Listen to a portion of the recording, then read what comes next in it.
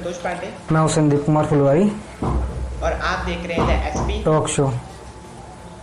सबसे पहले आज हम बात कर लेते हैं कि आखिरकार मैच का हालचाल क्या हुआ। 2 मिनट में देखिए पूरा हालचाल। सबसे पहले भारत ने टॉस जीतकर पहले गेंदबाजी का फैसला लिया और इंग्लैंड ने एक बदलाव के साथ, जिसके अंदर उन्होंने मार्कवुड को जगह टॉम करन को उन्होंने मौका दिया। बल्लेबाजी को खुद करने उतरी इंग्लैंड को पहला ही झटका लग गया जब भुवनेश्वर कुमार ने जॉस बटलर को पहली ओवर की कुछ गेंदों पर आउट कर दिया।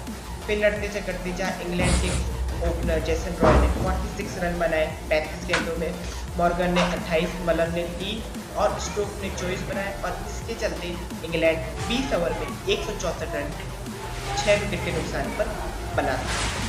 बल्लेबाजी करने उतरी इंग्लैंड, माफ कीजिएगा, बल्लेबाजी करने उतरी इंडिया, जिसके साथ आज 2 डेब्यूटेंट, जी हाँ, सूर्य कुमार यादव और ईशान किशन, जिनके ऊपर पूरे भारत की नज़र है। सबसे पहले बल्लेबाजी करने आए ओपनर राहुल और ईशान किशन और अनएक्सेप्टेड इस बार भी राहुल का बल्ला नहीं चला और 0 के स्कोर पर पहले ही ओवर में वो सैम करन का शिकार कर गया। फिर आए ईशान किशन, जिन्होंने 32 गेंदों में 56 रन की पारी खेल के सबको आश्चर्यचकित कर दिया, सबको अपने टैलेंट से रूबरू कर दिया। फिर उसके बाद से पंत ने 13 बॉलों में 26 रन की पारी और एट लास्ट फाइनली कोहली का बल्ला चला और कोहली ने 73 रन मारे 49 गेंदों में, जिसमें 5 चौके और 3 छक्के साथ। इसके कारण इंडिया ने बड़ी आसानी से ये मैच 7 विकेटों से जीत। तो ये तो हाल था टीम मैच का कि क्या हुआ, कौन जीता। इसमें साफ दिखा कि इंडिया पूरे मैच के अंदर डोमिनेट की और 7 विकेटों से मैच। पर इन सबके बीच में जो आज हमारा जो सबसे मुख्य पॉइंट बना था, हमारा नहीं, आज सभी का जो मुख्य पॉइंट बना वो बने ईशान किशन। तो ईशान किशन की बात शुरू करने के लिए मैं जाऊंगा अपने दोस्त संदीप फुलवारी के पास और पूछूंगा कि क्या आपको ईशान किशन में इंडिया का फ्यूचर दिखता है? इंडिया का फ्यूचर क्या ईशान किशन है? कैसे देखते हो उनकी बैटिंग को? सबसे पहले इस बात में कोई दो राय नहीं है। ईशान किशन ने ज़बरदस्त बैटिंग की, अपने आप को मतलब कि बताया, साबित किया कि हम भी साइड में हैं, हमें भी मौका मिलना चाहिए था, जो कि आज मिला उनको। और शिखर धवन उनको बैठे बैठे देख रहे थे, यार क्या मार रहा है, मेरे स्लोट को खतरा है भाई। रेड बार एक फोटो आई थी जिसमें वो आउट होते बच गया, जिसमें शिखर धवन खेलता और बच कैसे गया वो बिल्कुल सब लोग अपने बारे में सोचते ही हैं और वही हुआ। बाकी बहुत बड़े बैटिंग की उन्होंने, आक्रामक बल्लेबाजी की, 4 छक्के लगाए, 5 चौके लगाए। जो बाउंड्री परसेंटेज था आज वो कुछ 83 के आसपास था, बहुत बढ़िया लगा। और ईशान किशन के पास ऐसा है कि एडवांटेज है कि वो विकेट कीपिंग भी करते हैं। अगर आपके पास आप उन्हें 3rd ओपनर ले जाते हैं वर्ल्ड कप की टीम के लिए, तो आपको विकेट कीपिंग का एक एडवांटेज मिलता है। अगर मान लीजिए ऋषभ पंत इंजर्ड हो जाते हैं तो आपको एक मौका मिलता है, तो वो भी एक अच्छी बात है।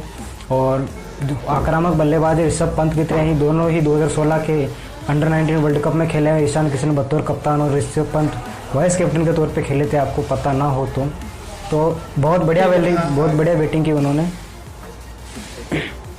तो आपको एक छोटी सी बात है, तो ईशान किशन ने 56 रन मारे, जिसके अंदर उन्होंने 5 चौके और 4 छक्के मारे, तो मतलब कुल मिला के 44 रन उन्होंने सिर्फ बाउंड्री से मारे, जो कि करीब होता है 83% होता है टोटल रन्स का।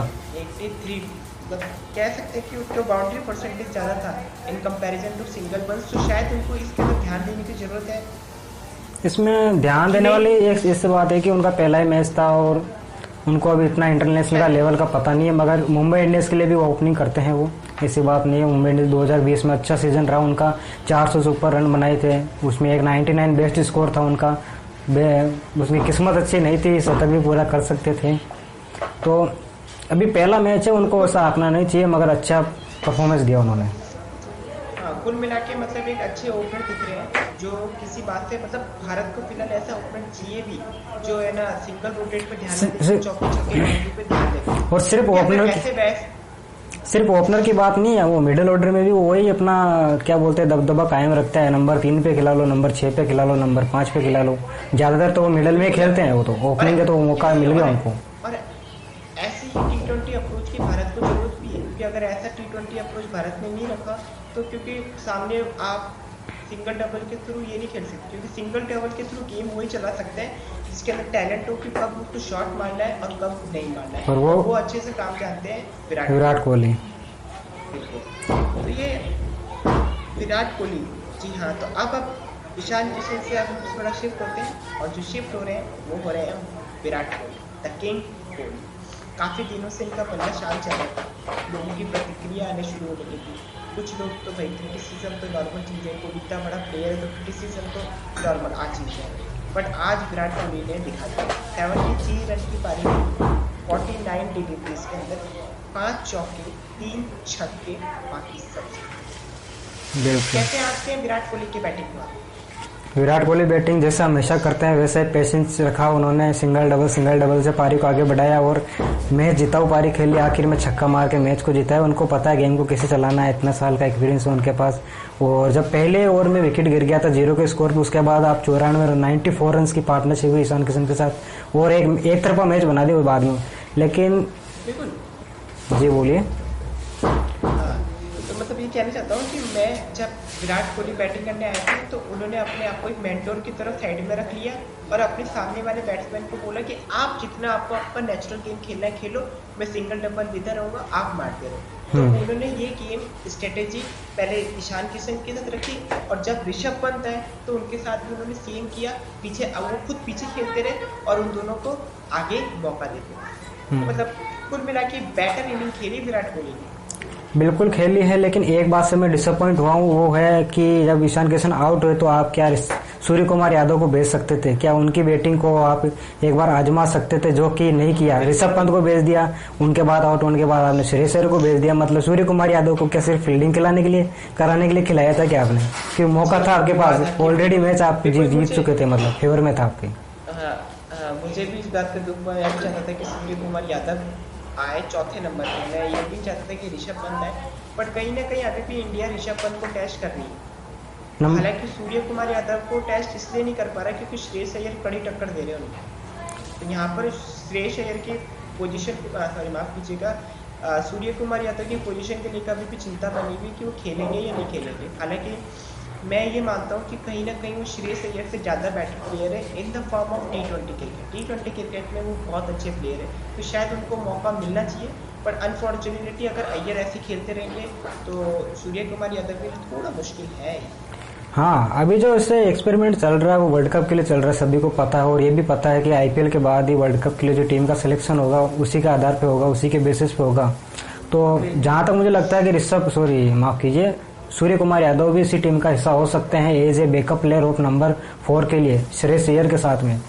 और मनीष पांडे को शायद नहीं मिलता है मौका यहाँ पे। चौथे नंबर के लिए एक बहुत इंपॉर्टेंट प्लेयर है सूर्य कुमार। चौथे नंबर पे बहुत बड़ी इनिंग, बहुत इंपॉर्टेंट इनिंग खेल सकते हैं, क्योंकि बंदे में पोटेंशियल के साथ साथ जब टैलेंट, जो टेम्परामेंट है ना, वो बहुत शानदार है। और जब वो IPL खेलते हैं ना, तो IPL को ये नहीं कह सकते कि कोई छोटा लेवल का गेम है। वहाँ पे आपको सारे इंटरनेशनल स्टार्स मिलते हैं, नेशनल प्लेयर मिलते हैं, उनके बीच में खेलने से आप सीखते हो। तो बेटर है। हालांकि फ्यूचर अपना इंडिया का बहुत अच्छे हाथों में है, अच्छे प्लेयर्स हैं, ठीक है। उसके बाद से ये तो बात हुई बैटिंग की। तो पर आपको क्या लगता है कि ये जो टीम ने आज जो टीम 11 प्लेइंग 11 खेली इंडिया की, वो अभी भी एक सेटल्ड प्लेइंग 11 नहीं खिला है? तो अभी भी मेरे को ऐसा लग रहा है टेस्ट खेल है, क्योंकि अगर सेटल्ड प्लेइंग 11 आई ना वो इस टीम से कई ज़्यादा मजबूत है। कहने का मतलब ये है अभी भी लग रहा है कि टीम एक्सपेरिमेंट कर रहा है। नहीं, इस बात में कोई जाहिर नहीं एक्सपेरिमेंट कर रहा है। और इस टीम के साथ आप वर्ल्ड कप में नहीं उतर सकते हैं, क्योंकि 6 बॉलिंग ऑप्शन के साथ आपको उतरना पड़ता है। आप अपने ऑलराउंडर के साथ, वो 5वें बॉलर के साथ में खिला रहे हो, वो भी उस प्लेयर को जो कि भी इंजरी से गुजर रहा है। अभी उसकी कंफर्म नहीं है कि वो बराबर पूरे ओवर कर पाएंगे या नहीं कर पाएंगे। अगर ये आप ODI में लेके उतरते हो तो मुश्किल हो जाता है उनको, क्योंकि 10 ओवर फेंकने होते हैं।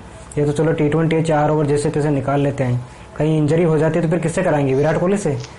वो विराट कोहली से करवाएंगे आप? बिल्कुल, ये तो प्रॉब्लम हो जाती है। T20 में आपको 5 से 6 बॉलिंग ऑप्शन के साथ उतरना ही पड़ता है, क्योंकि किसी एक बॉलर का दिन खराब हो सकता है, 2 का भी खराब हो सकता है, चलो इसलिए आपको 6 बॉलिंग ऑप्शन आपको हमेशा T20 में एक बैलेंस प्रोवाइड करवाती है, और वो बैलेंस शायद इंडिया ढूंढ रहा है, बट फिलहाल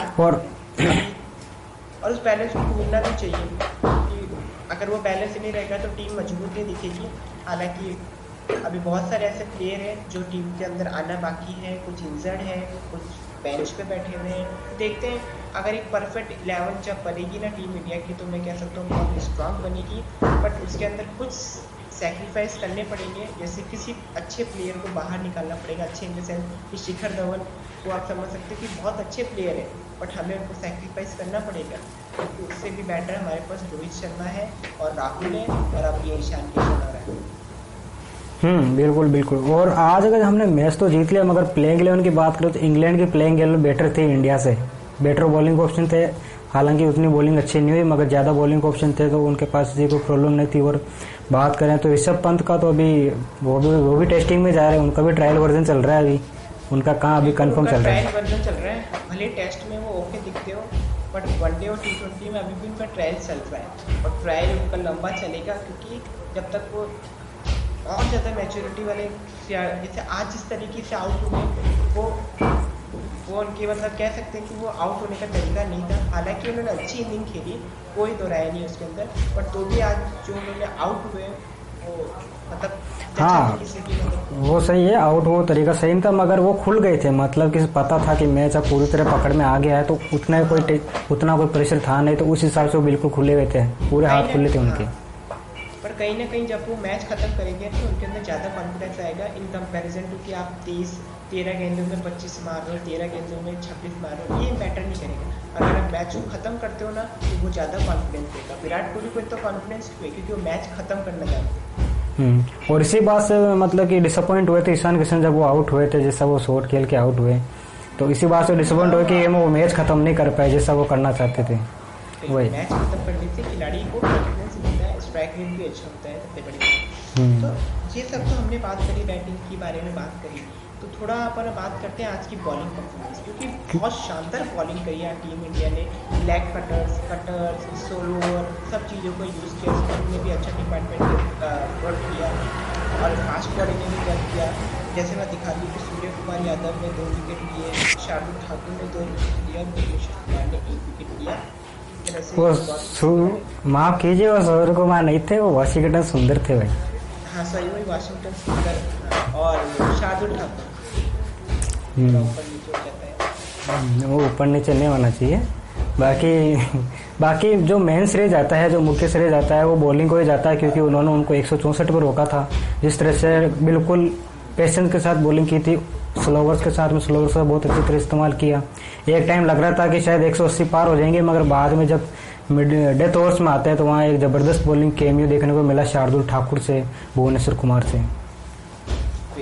बॉलिंग में आप कह सकते हैं कि आज बॉलिंग बहुत शानदार थी, स्पिनर्स के द्वारा भी बहुत अच्छी बॉलिंग करी गई, फास्ट बॉलर ने भी बहुत तगड़ी जान लगा के बॉलिंग करी, और बॉलिंग की वजह से मैच को रोकी। पर उससे भी इम्पोर्टेंट ये दिखा बॉलिंग चेंजेस, जो बॉलिंग चेंजेस किए विराट कोहली ने, वो एब्सोल्युटली फैंटास्टिक थे।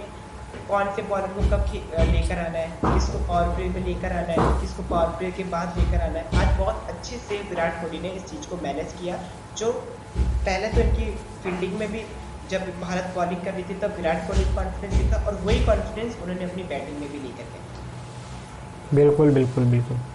और बॉलिंग तो बिल्कुल जैसा उनको चाहिए थी, डिमांड पूरी हुई, बॉलिंग को बहुत अच्छी तरह रोटेट हुआ, और कहीं कोई प्रॉब्लम नहीं था। हाँ 1-2 ओवर शार्दुल ठाकुर के गए थे जहाँ 15-16 रन पड़े थे हार्दिक पांड्या के, मगर वो सारे रिकवर हो गए थे, ऐसा कोई बात नहीं है। और मेरा अगला सवाल रहेगा आपसे कि अगले मैच में आप क्या प्लेइंग 11 में कोई चेंजेस देखते हैं, क्योंकि अगले मैच में रोहित शर्मा अवेलेबल तो अभी भी है, मगर उनको रेस्ट भी दिया हुआ था, वो शायद नटराजन भी अवेलेबल हो जाएंगे। बिल्कुल बिल्कुल, मैं चाहूँगा कि अभी इसी प्लेइंग 11 से एक मैच और खेल लें, क्योंकि इस पे क्वेश्चन है राहुल पे। राहुल मतलब हम राहुल को सीधा नहीं निकाल सकते, बहुत बड़े प्लेयर हैं, उनको एक बार में आप मतलब उनको निकालने में भी मन नहीं लगता।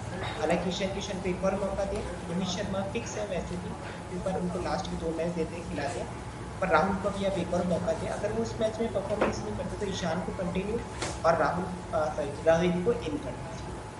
तो जाते जाते मतलब आप समय हो गया है, तो इसलिए जाते जाते मैं आपसे पूछूंगा कि क्या इंग्लैंड की आप क्या बोलोगे कि इंग्लैंड ने गेम खराब अच्छा मतलब क्या गेम अच्छा खेला कि इंडिया ने बॉलिंग अच्छी करी, कैसा मतलब क्योंकि इतना भी खराब गेम नहीं खेला इंडिया ने इंग्लैंड। वो बात करें तो इंडिया की बॉलिंग ज़बरदस्त थी। इंग्लैंड ने खराब नहीं खेला, इंडिया ने बॉलिंग ज़बरदस्त की, बॉलिंग में चेंजेस किए, जहाँ वेरिएशन की ज़रूरत थी वहाँ वेरिएशन किए, तो बॉलिंग ज़बरदस्त रही। इस वजह से इंग्लैंड के बैट्समैन कुछ ज़्यादा प्रेशर डाल नहीं पाए बॉलर्स पे, वही बात है। और जब बात इंडिया की बैटिंग की आई तो पहले ओवर में विकेट गंवाने के बाद जिस तरह से बैटिंग की वो ज़बरदस्त थी।